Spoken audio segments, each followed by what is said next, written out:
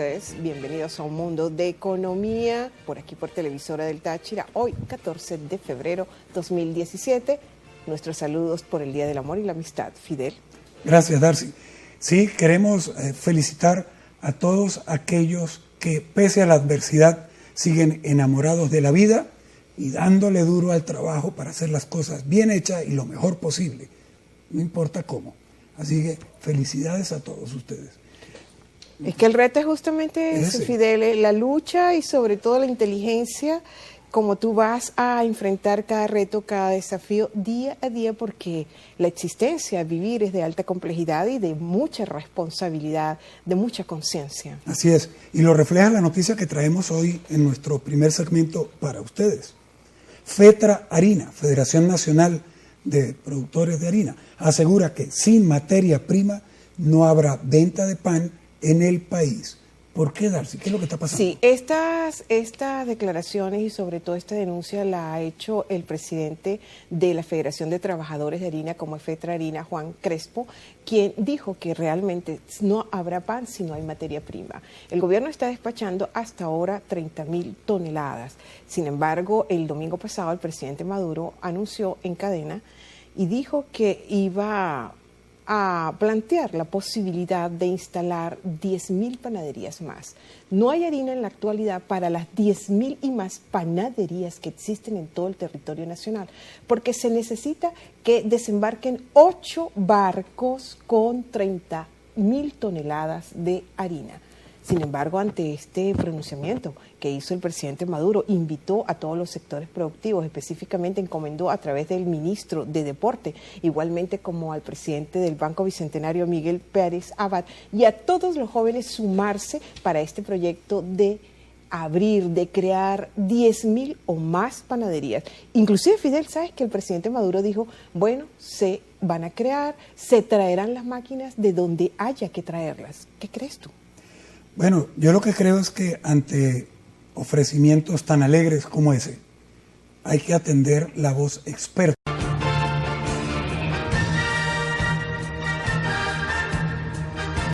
Bueno, amigos, estamos en un mundo de economía.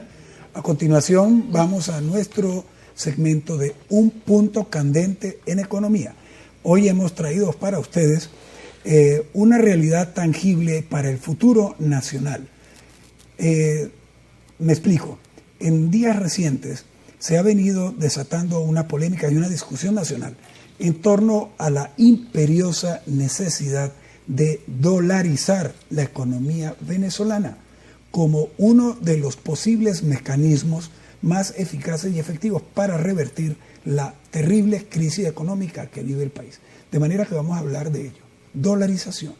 Es así, la dolarización como una medida posible para salir a la crisis. Desde el año 2015 se viene hablando sobre esta posibilidad. Muchos los han asomado, mas no son muchos los economistas aquí venezolanos que están de acuerdo con llevar a cabo esta medida. Es importante, antes de abordar este tema y de compartirlo con nuestro invitado permanente de todos los martes en esta sección, Un Punto Candente en la Economía, ¿qué es la dolarización? David, bienvenido, gracias nuevamente como cada martes. ¿Cómo estás, David? Hola, buenas tardes, Fidel, Darcy. Un placer estar con ustedes. Igualmente. Dolarizar. ¿En qué consiste la dolarización? Dolarizar es reemplazar la moneda nacional por el dólar norteamericano en el uso de las transacciones normales de cada día. Eso es básicamente la dolarización. Es así. Ponerlo en plano de circulación como moneda legal. Como moneda legal, para sobre las todo. Transacciones. Sí, y las transacciones para ser llevadas a cabo por las economías domésticas. La semana pasada, específicamente el pasado viernes 10 de este mes que está corriendo, se llevó a cabo un foro en el cual se discutió la dolarización aquí en Venezuela, de llevarla a cabo o no, a través de CEDICE, que es el Centro de Divulgación del Conocimiento Económico. Los ponentes en este foro, David y Fidel, y a todos ustedes, amigos televidentes, fueron José Luis Cordeiro, especialista en dolarización. Igualmente estuvo el presidente del Sendas, el politólogo Dios mío, se me fue, Oscar Mesa, Mesa, que es el Centro de Documentación y Análisis Social. Igualmente también estuvo por parte de la presidencia de la Cámara Venezolana de Comercio y de Caracas, Víctor Maldonado, así como otros analistas y otros representantes del sector empresarial. Estos ponentes, David, apoyan totalmente la dolarización. Al punto, José Luis Cordeiro dice que no se con el nivel de reservas que tiene el país es suficiente, que no hay problema de que hayan o no hayan reservas suficientes, porque ponerla acá, ejecutarla aquí en Venezuela sería cuestión de 2 semanas. La dolarización, como toda medida económica, tiene ventajas y desventajas.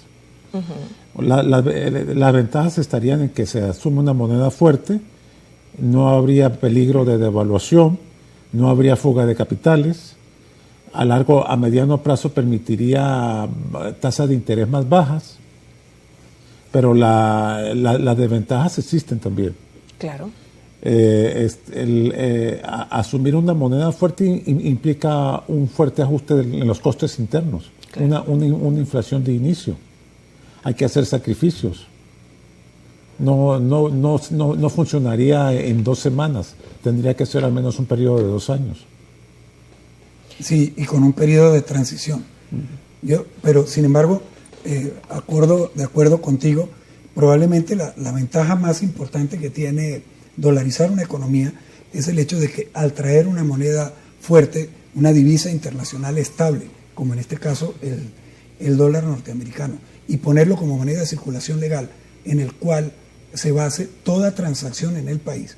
Eso ayuda a estabilizar la economía, porque frente a la situación que se vive, porque todo lo que se compra y lo que se paga, tanto empresas como personas como familias, todo sería en torno a una misma moneda con un mismo valor y con un mismo comportamiento, una moneda que está en equilibrio y no con la moneda enferma que está depreciándose con regularidad. Entonces eso aportaría un equilibrio de arranque.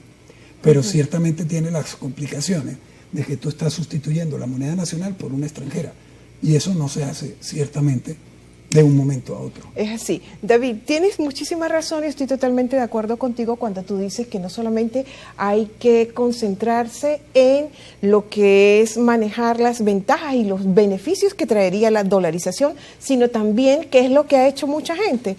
Y es la crítica que se hace al expuesto a lo que plantearon estos ponentes en el foro Se Dice del viernes pasado. Sin embargo, hay que dedicarse también y hay que medir mucho cuáles son los costos que traería la devaluación, dado la estructura de la economía venezolana y el escenario económico que tenemos actualmente. ¿Qué costos genera dolarizar?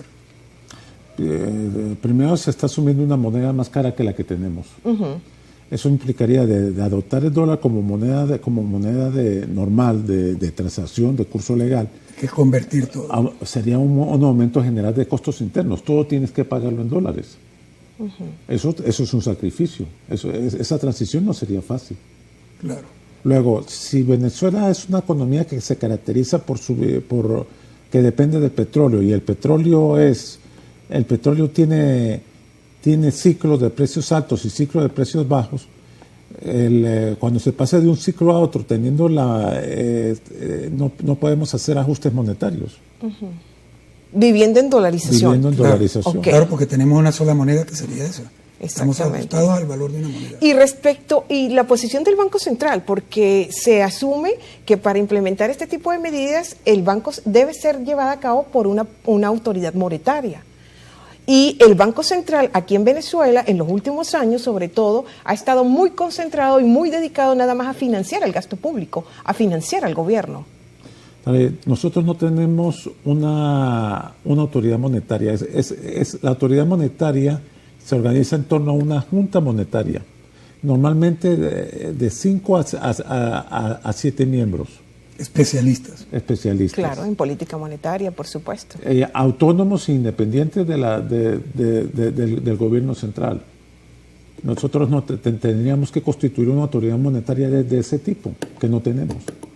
Obviamente, y que tengamos, exacto, o sea, un banco central autónomo, un banco central especialista y un banco central que no responda a líneas de política del Poder Ejecutivo. Autónomo. Como eso no lo tenemos y no hay una clara disposición del gobierno nacional a tomar medidas de este tipo, evidentemente, y eso hay que también decirlo, una medida de dolarizar la economía no será tomada en este gobierno.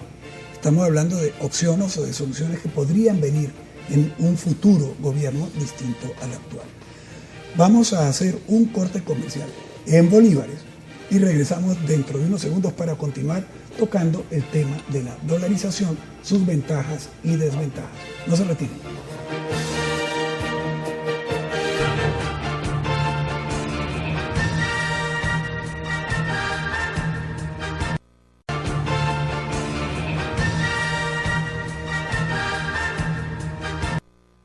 Estamos de vuelta con más de Un Mundo de Economía. Estamos conversando en la sección Un Punto Candente en la Economía sobre dolarizar, una medida posible para solventar la crisis que presenta la economía venezolana en la actualidad. Fidelidad David, Steve Hans, que es un economista y un catedrático de la Universidad Johns Hopkins en Baltimore, Estados Unidos, estuvo a finales del año pasado aquí en Venezuela, dio una entrevista, salió publicada por Panorama en esa misma fecha, y él apuesta 100% a la dolarización. Lo ve como la única medida posible para solventar esta crisis. Y él fue también, Steve Hans fue asesor económico en el gobierno de Rafael Caldera 1995-1996, especialista en dolarización. Él dice que hay 50 países dolarizados. Igualmente coincide con los ponentes del Foro CEDICE de la semana pasada, donde comparan y se analiza la situación de la dolarización en países como El Salvador y como Ecuador. Pero aquí la economía venezolana es diferente, la estructura es diferente y sobre todo no hay condiciones macroeconómicas para implementar tal medida en la actualidad.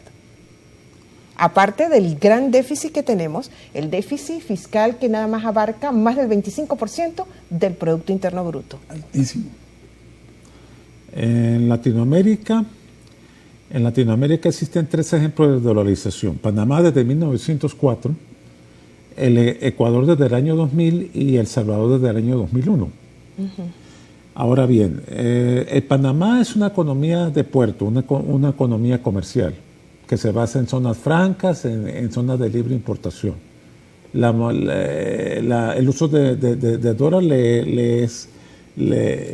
el uso de dólar le es conveniente a ese tipo de economía. Claro, la fortalece. Y en el caso de El Salvador y Perú son economías pequeñas. De Ecuador, perdón. De Ecuador y de El Salvador son economías pequeñas.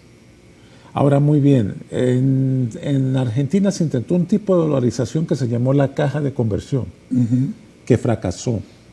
Cuando para ese entonces el economista Domingo Cavallo era el ministro de Economía y Finanzas en Argentina. Sí, en este caso no hubo una dolarización completa, hubo lo que se llamó una conversión 1 a 1. Por cada dólar que hubiera de reserva en el Banco Central argentino, habría un dólar en circulación, un peso argentino en circulación. Un valor 1 a 1. Ajá. 1 a 1. Ese esquema colapsó. Fracasó y tuvo que venir una devaluación fuerte. En el caso venezolano, la dolarización tendría que hacerse con ajustes económicos, con una junta monetaria. No podría hacerse por sí sola, no tendría resultado. Sí, porque aquí hay que considerar, David, que implementar un tipo de medidas como esta de dolarización, hay que calcular el costo de oportunidad, el beneficio que trae, pero cuáles son los costos que hay que acarrear, sobre todo para la población, el grueso de la población más vulnerable.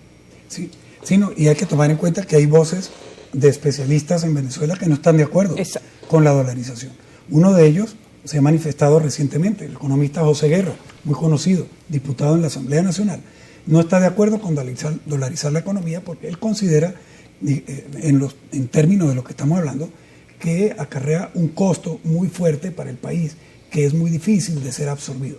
Según Guerra, el país tiene las condiciones para solventar la crisis en un plazo relativamente corto si se hacen las cosas correctas. Y en los términos de lo que muchas veces hemos hablado nosotros aquí en el programa, David y Darcy, con ustedes, de unificar el tipo de cambio en uno solo, valga la redundancia, eliminar el control cambiario en su totalidad, y liberalizar el acceso a las divisas con ciertas regulaciones, evidentemente, en función de, digamos, indicadores lógicos de reservas internacionales, ingresos en divisas, el comportamiento del crecimiento de la economía, etcétera, lo cual evidentemente también exige tener un banco central técnico y autónomo. Según Guerra, con esas condiciones, sin dolarizar, la economía lograría, claro, acompañándola con otras políticas que reimpulsen la producción, la economía venezolana podría recuperarse. ¿Qué se opina? ¿Qué opinas tú, David, así como para ir cerrando? ¿Conviene dolarizar finalmente o será que estamos en condición de recuperarnos por nuestro propio esfuerzo? Hay que también notar dos ejemplos exitosos que son el de Perú y Colombia. Ajá, qué interesante. Donde mantienen una moneda, donde mantienen su propia moneda, pero en el caso peruano tú puedes ahorrar en dólares o en euros. Tú puedes mantener ahorros en el banco. La moneda circula junto con la moneda oficial. Doble. Doble. Así como ocurre en el Reino Unido, que circulan la libra esterlina y el euro. Y el euro. Y en el caso varias monedas legales. En el caso colombiano hay una liberalización de las divisas. Tú puedes comprar los dólares que quieras. Y ahorrar en dólares. Pero no circula. Pero no circula.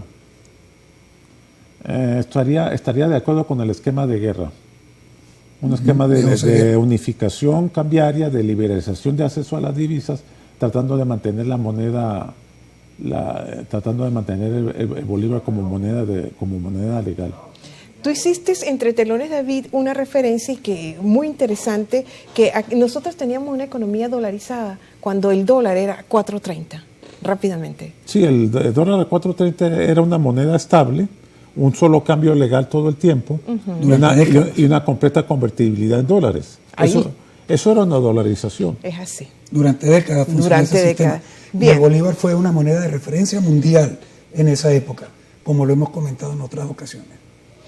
Bueno, amigos, hemos concluido nuestro programa por el día de hoy. David, muchísimas gracias por tu participación con nosotros. Muchas gracias, Fidel. Y por tus valiosos aportes, exactamente. Y los invitamos a que continúen con nosotros jueves y viernes al mediodía, como de costumbre. Y ya saben, amigos, debemos tener cada vez más presente que debemos compartir con mucha inteligencia el protagonismo que hoy en día tiene la economía. Feliz tarde, buen provecho, feliz día del amor y la amistad.